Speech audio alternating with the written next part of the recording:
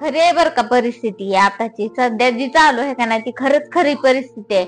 मुलींचं आयुष्य म्हणलं ना तर असं झालंय की जर तिला सासरचं नशिबानं चांगलं भेटलं ना तर तिचं आयुष्याचं कल्याण होतं बर का। नाहीतर मग ना सासरची ना माहेरची मुलगी ती एकटी म्हणजे एकटीच राहते बघा।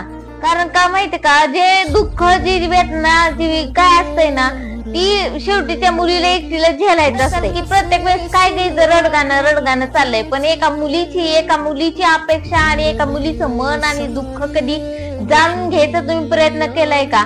आता तुम्ही म्हणता ही कीर्तनासारखं बोलती पण खरं सगळं करती खरं पण कीर्तना न्यायला बघू नका। खरंच सांगते मी प्रत्येक मुलीच्या मनातल्या भावना तुमच्यापर्यंत पोहोचवायचा प्रयत्न करत असते। कारण का माहितीये का मला पण त्यातनं सफर करावं लागलंय। माझ्या घरातल्या गोष्टी मांडू शकत नाही बरं का। कारण का माहितीये का मी घरातल्या गोष्टी मांडणं मला योग्य वाटत नाही।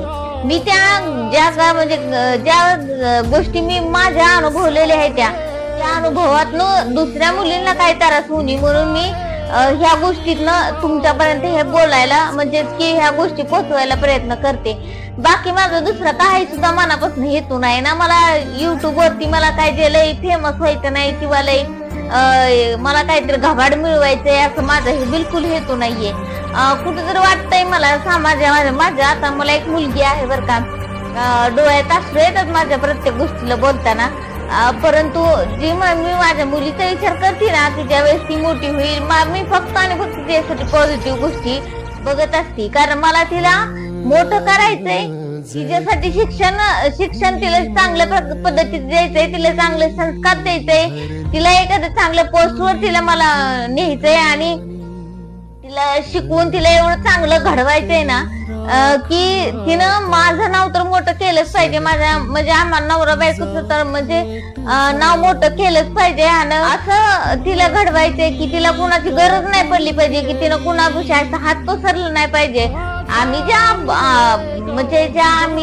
आम्ही जे भोगलंय जे आम्ही जे काही पाप केलं नसताना जे आम्ही भोगलेलं आहे किंवा जे आमच्यावर अडचणी आले ते आम्हाला जे त्रास झाला त्या गोष्टीतनं आमच्या पुरीनं सफर करू नये असं मला वाटतं अगदी मनापासून वाटतं। आणि माझ्या पुरीचा विचार करता करता मला असा डोक्यात पण विचार येतो की अशा समाजामध्ये किती मुली असतील की ज्यांच्या बरोबर त्यांच्या नवऱ्याची साथ सुद्धा नसेल किंवा कुणाचीच साथ नसेल की सासरमध्ये त्यांना असला छळाला किंवा शेवटच्या त्या सहन करून किती सहन करणार आहे किती सहन करणार आहे त्या। कारण का माहितीये का एकदम त्या मुलीची सहनशक्ती संपली ना तर मग ती शेवटचा म्हणजे की जर कुणी जर तिला सासर चांगलं भेटलं तर तिचं एकदम चांगलं सगळा रस्ता म्हणजे सगळंच आयुष्य खुशीचं आणि आनंदमय होऊन जात बर का।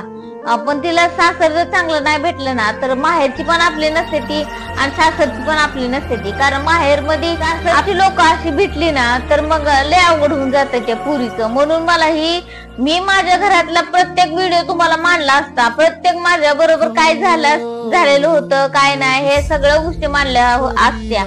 परंतु मला असं वाटतं की कुठेतरी माझी इज्जत काय आणि माझ्या घरच्यांची इज्जत काय ती दोन्ही इज्जत एकसारख्याच असते त्या। म्हणून मला ती कुणासमोर आणायची बी नाही त्या कुणासमोर मांडायची बी नाही त्या। आणि झाकली मूठ 1.25 लाखाची कळकळीची विनंती आहे माझी की मुलींना ना लग्न करून देताना आई बापाला काय वाटतं लग्नाच्या अगोदर नाही का समाजामध्ये वावरत असताना त्यांना पण ऐकायला भेटतं की असं आता मुलीचं वय लग्नाचं होत आलेलं आहे तिचं लग्न होत नाही असं तसं अमकं तमकं समाजामधली लोक ही असं डोक्यात टाकत असतात त्यांच्या शिजवत असतात त्यांना टेन्शन येत असतं। म्हणून आई वडील कुठलाही न विचार करता कुठलाही न चौकशी करता लग्न लावून देते ती लोक कशी आहे ती बघत नाही ती करत नाही ती अशा गोष्टी कुठेतरी होऊ नये म्हणून मी हे व्हिडिओ सोडत असते बर का। म्हणून मला ही व्हिडिओ बनवायची वेळ आलेली आहे आणि कुठेतरी माझ्या लिखीचं पण चांगलं होईल ह्या युट्यूबच्या करिअर मध्ये मी आता निवडलंय की मला भेटलं तरच चांगलं आहे बर का मुलींसाठी। पण सासर जर चांगलं नाही ना भेटलं तर ना सासरची ना माहेरची अशी तिची अवस्था होऊन जाते। म्हणून शेवटी तिला आत्महत्या करण्याशिवाय दुसरा पर्याय राहत नाही। म्हणून तुम्ही ना मुलीला लग्न करून देताना एकदम चांगलं घर बघून द्या आणि चांगली माणसं बघून द्या। एक पैसा सांगते मी तुम्हाला, गरीब सुद्धा आले आता म्हणता तुम्ही काय. पण आता मधी वैष्णवी हवीताई हगवणे यांचं ना प्रकरण झालं होतं ना, ती त्यांना असं सासरच्याने इतका छळ करून मारलं. त्या स्वतः त्यांच्या माहेरचं एवढी स्टेट होती तरी सासरच्यांनी त्यांना, म्हणजे सासरी बी चांगलं होतं तरी सुद्धा सासरची श्रीमंत लोकांनी त्यांचा जीव घेतला बर का. पण गरीब सुद्धा तितकीच आगाऊ आहे ती.